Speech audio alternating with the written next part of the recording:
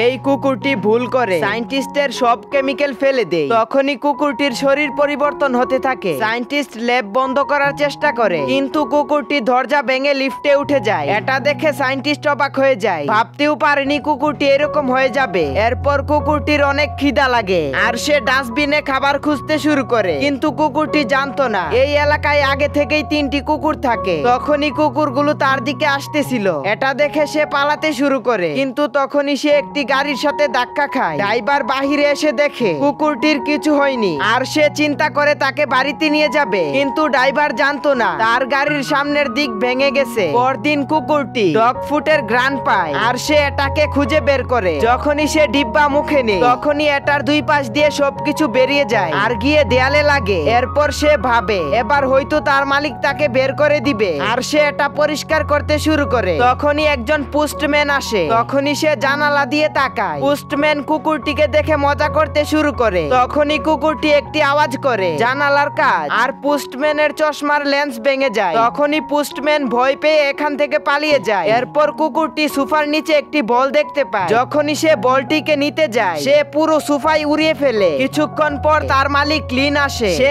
ঘরের এই অবস্থা দেখে মনে করে চুরি হয়েছে। তখনই সে একটি আওয়াজ শুনতে পায়, কেউ একজন বলতেছে এইগুলো আমি করেছি। তখনই লিন কুকুরটিকে মজা করে জিজ্ঞেস করে, এটা তুমি বলেছো? তখনই কুকুরটি বলে, হ্যাঁ আমি বলেছি। এটা দেখে দুইজনই চিৎকার করে উঠে, কারণ তারা একজন আরেকজনের কথা বুঝতেছিল। এরপর লিন তাকে এলিনার সাথে দেখা করাতে নিয়ে যায়। তখনই সে দেখে এলিনার সাথে একটি ফিমেল কুকুর এসেছে, যেটা দেখে সে তার পাওয়ার দেখাতে শুরু করে।